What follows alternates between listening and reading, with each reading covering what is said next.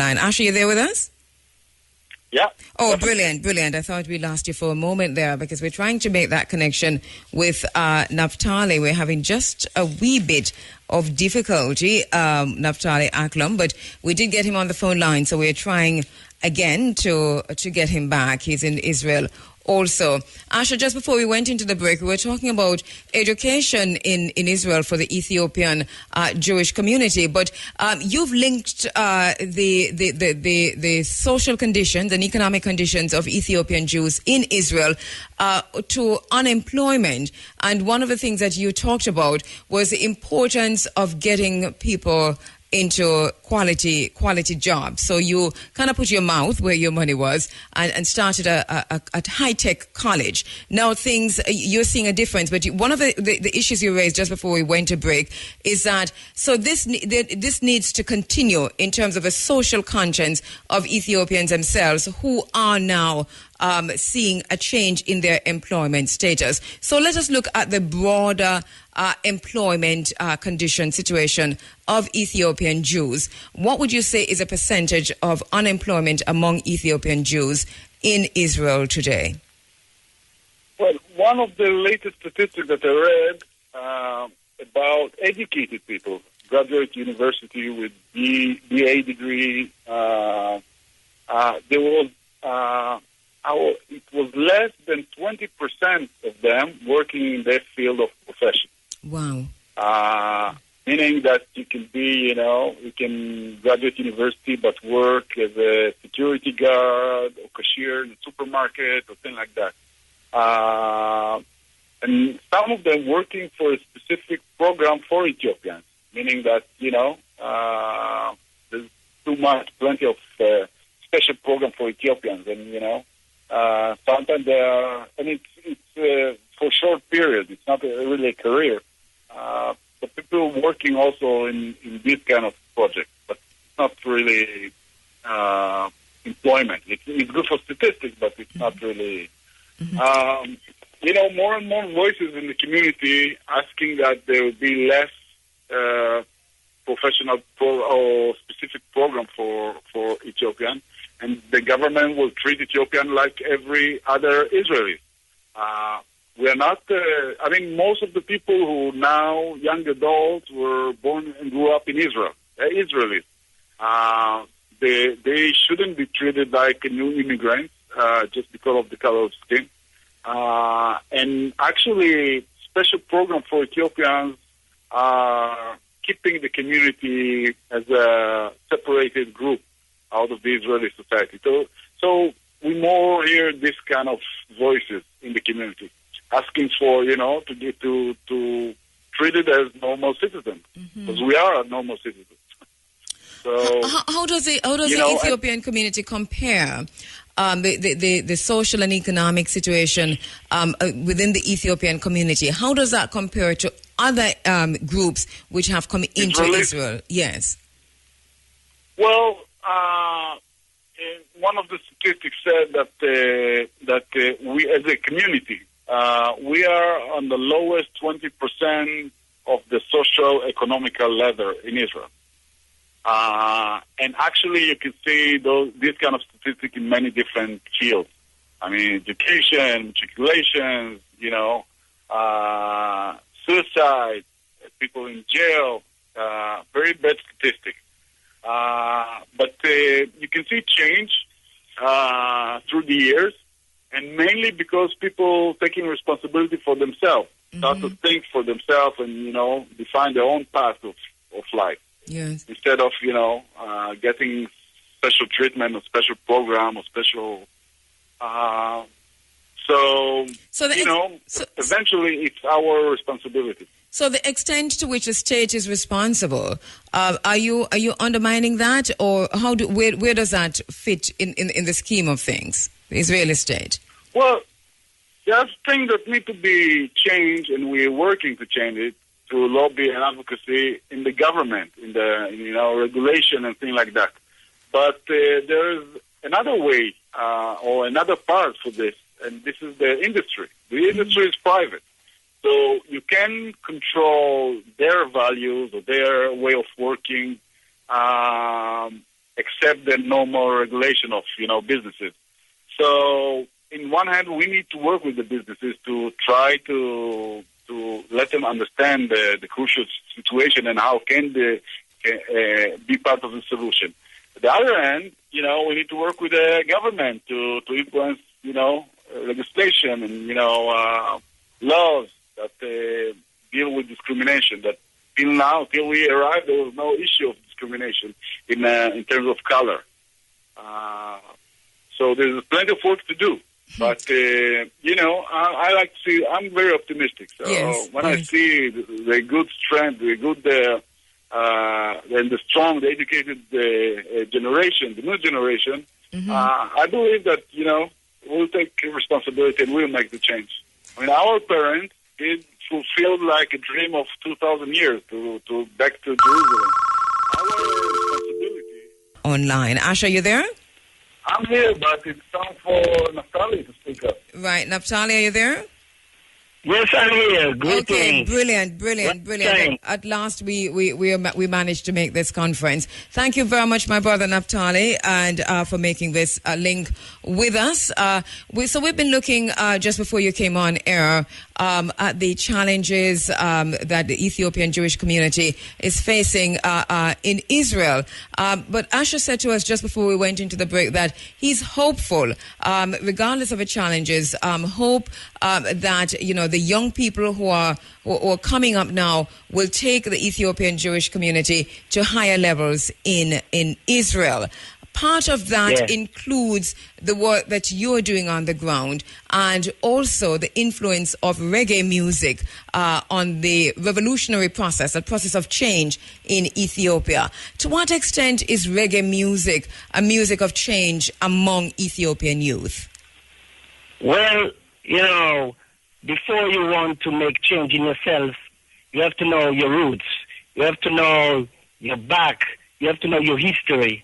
So reggae music is a music that combines history, rhythm, and understanding for each man, and especially for African people, especially people who come from Ethiopia and immigrate to a new country like Israel, which is a country that maybe 90% of them are white people.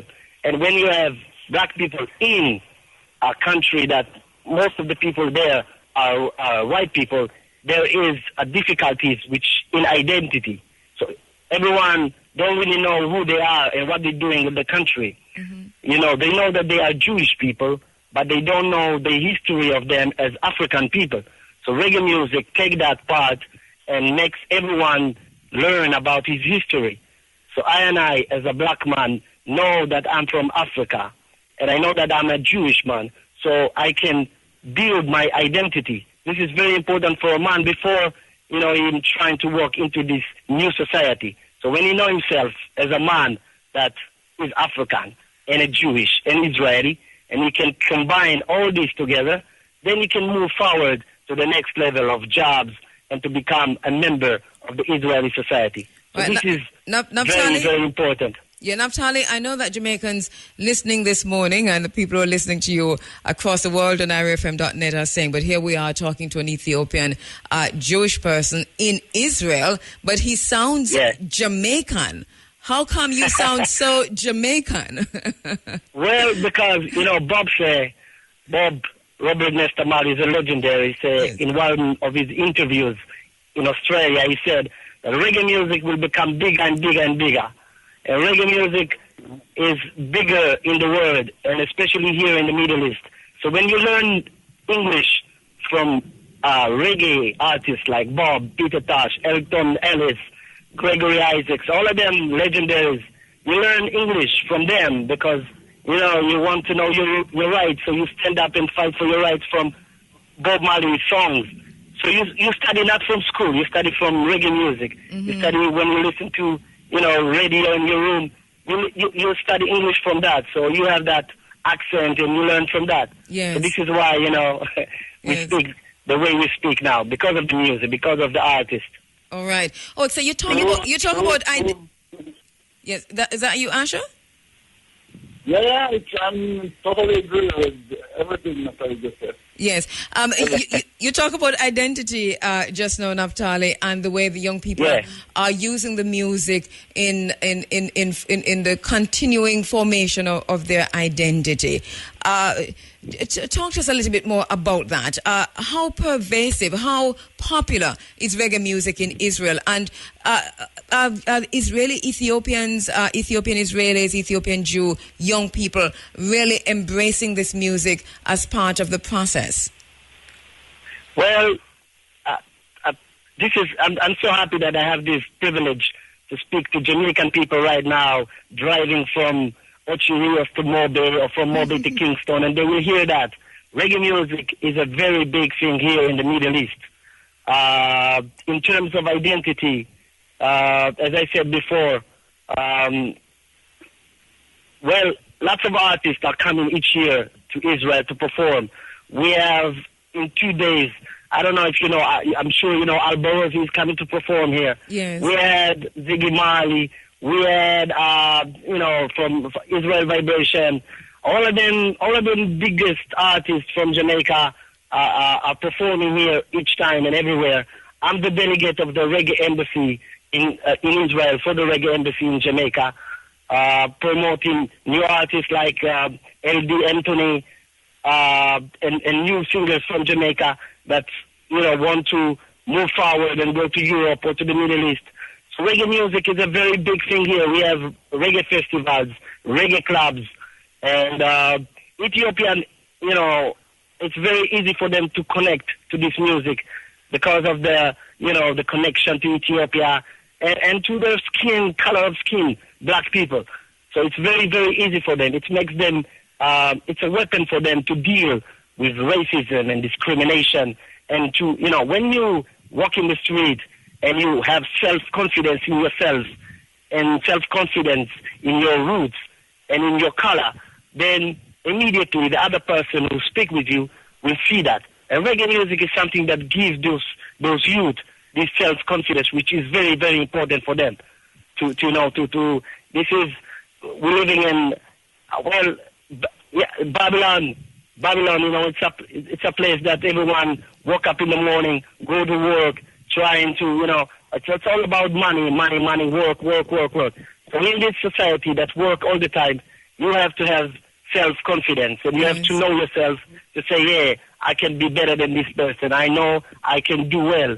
So this is what the music do. Oh, brilliant. And so the hope that you spoke of earlier, Asha, you talk about where the information technology is leading the young people, but also part of the hope of seeing things. Yes. Only one field. Yeah.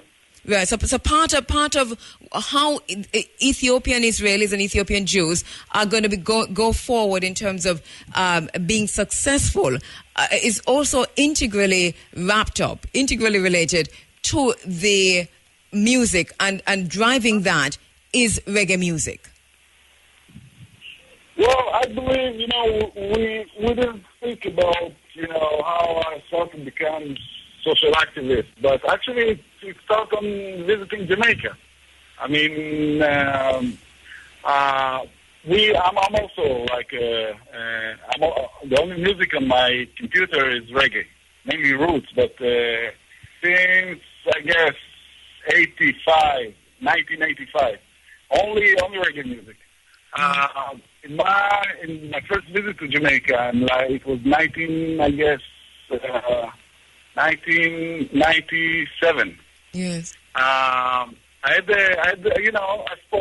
spent some time on Negril, the beach in Negril, speak with some, people about the meaning of Rasta. Because till then, we had some tapes of Bob Marley, mainly Bob Marley. At the beginning you like the rhythm, the music and everything, the melody, but step by step you're starting to understand the lyrics and, get familiar with the concept, with the message itself. I'm talking about time before the internet. So you can't just Google, and look for lyrics. And it was very interesting. And, it's like, I always believe that reggae music, it's like a letter. You have the envelope, which is it's the rhythm, it's the look, it's the environment, and then you have the letter itself inside, which is the message. And the message is about, social activism, it's spiritual, about identity, with just Brother Naftali just mentioned, which is a very positive that everybody can, get involved or get to like it or to do something about it. And that was the first step of becoming, social activist. About, you asked Brother Naftali about the identity, while in a lot of people in Israel were not really familiar with the Ethiopian community, for them it's a group that came from the third world, poverty and such, and, hunger. So if I'm a teenager from the community, who getting this kind of, reaction, and at the other hand, you hear about reggae music, you hear about Haile Selassie, you hear about Ethiopia, the praising Ethiopia. I guess there is no really option what to choose.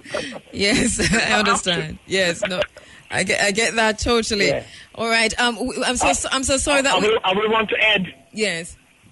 Yeah, we want to add that we have a sound called Black Star Family Sound, which take young Ethiopian kids and giving them the opportunity to deal with music instead of, dealing in the street and dealing with crimes and all this. So we're taking young people, giving them an option to play as DJs in parties and all this. And when they are in the process, they understand that the music is something that can take them out from the neighborhood and make themselves something different, something else, something that they will be proud of. So the music, beside only listen to the music, to be the side of the listeners, there is the side that they are playing music for people, and they are able to bring the message of peace, unity, and understanding to the people. And, everyone speak about peace in the Middle East, but as Peter Tosh said, everyone speak about peace, no one speak about justice. So when you listen to reggae music, you listen to songs, as I mentioned before, like Get Up, Stand Up for Your Right. When you know your right, you know that if there is justice and if there is not justice. So people are looking for rights, looking to stand up for the right. And then for now, we are fighting about justice. It's not the time to fight about peace. We are fighting about justice for every man here in Israel, not only for Ethiopians, also, for people from Palestinian, whatever, everyone who come from the minorities group. So, those young people, those young people play the music, giving lectures and they speak with the people. So those people can spread the message of peace, unity, and love to the people after that. And even on a day when John Kerry has been in Israel, and when we hear that Palestinian prisoners will be released, we understand that this is piecemeal. We understand that this really doesn't touch the heart of where Palestinians should be getting justice. So the point you make, very relevant, especially today, that we talk about peace, but without justice, there's not going to be any peace. Very good point. I'm so sorry that I have to wrap up now, but what I'm going to do is to keep this connection, keep this network going, Asha and Naftali, and ensure that we continue to make the link with you in Israel as we keep abreast with the Ethiopian community in Israel, as we maintain that connection between you as our brothers and our sisters in Israel, who are doing the best that you can to ensure that black people, Ethiopian people in Israel, are not treated unjustly. Thank you very much, both. Yeah, much love and respect. Thank you very much. And just before you go, I couldn't let you go without you saying something in Hebrew and Amharic for us, please. Thank you. Well, I will give the pleasure for my brother Asher to say before me, yeah. Love, just love. Love in Hebrew is ahava. Ahava? Sounds alike. Ahava, like ahava cosmetics. Yes. It's ahava. Ahava is love. Only love. Just one sentence, please. few years ago, Ziggy Marley came to show in Israel. Brother Naftali organized a meeting after the show with a group of activists from the community. We had like 3 hours in his hotel talking about many different things. And I remember the tool was "Love is my religion." So love, I believe that love should be, when you have love, you have justice. So, and peace. All right, brilliant. So love in Hebrew is ahava. Thank you very much. Yeah. Yes, Naftali. Yeah, so I'll continue and I will say the same thing. אהבה זה החוק היחיד שצריכים לקיים. Love is the only law to obey. That's all. All right. Thank you very much. Really appreciate that. Thank you. And we'll keep in touch, definitely.